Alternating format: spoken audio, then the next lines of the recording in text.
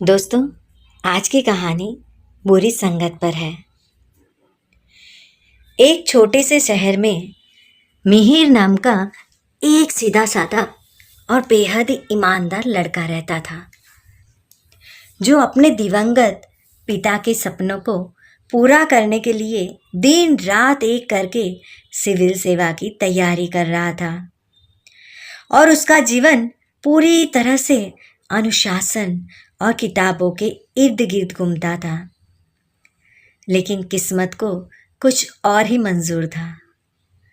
जब उसकी दोस्ती शहर के सबसे अमीर और बिगड़े हुए घराने के इकलौते बेटे कबीर से हो गई, जो पढ़ाई लिखाई से कोसों दूर रहता था और अपनी जिंदगी सिर्फ पार्टी, लेट नाइट ड्राइव्स और ऐशो आराम में बिताता था। शुरुआत में मिहिर ने कबीर की इन आदतों से दूरी बनाने की पूरी कोशिश की,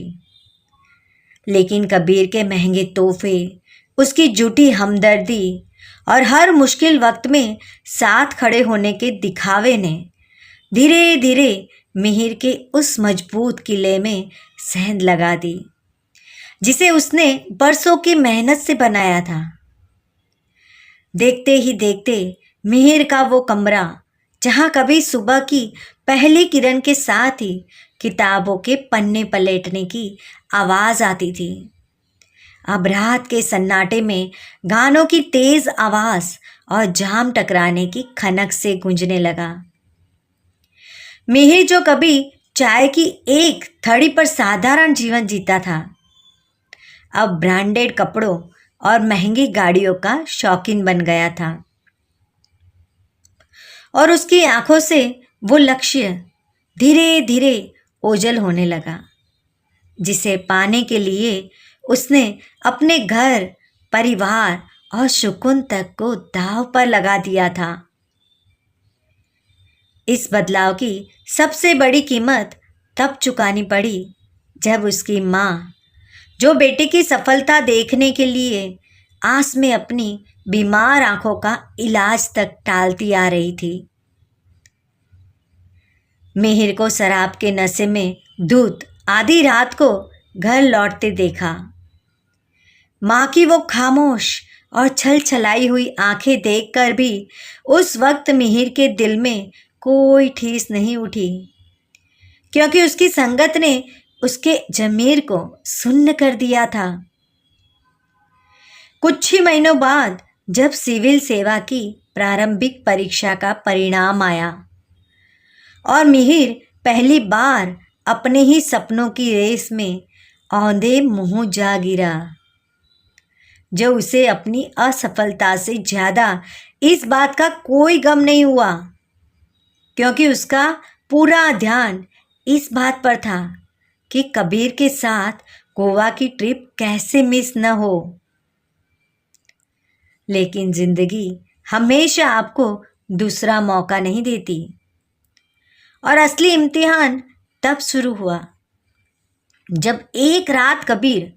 और उसके दोस्तों ने पार्टी के नशे में गाड़ी इतनी तेज भगा दी कि रास्ते में एक बेकसूर गरीब फल बेचने वाले को कुचल दिया और गाड़ी भगा ले गए। और जब पुलिस की जांच बैठी तो कबीर के रसूखदार पिता ने सारे सबूत बदलकर उस जुर्म का पूरा ठिकरा मिहिर के सिर पर फोड़ दिया, क्योंकि कागजों में गाड़ी मिहिर के नाम पर किराए पर ली गई थी। उस अंधेरी और सिलन भरी हवालात की कोठरी में जब मिहिर ने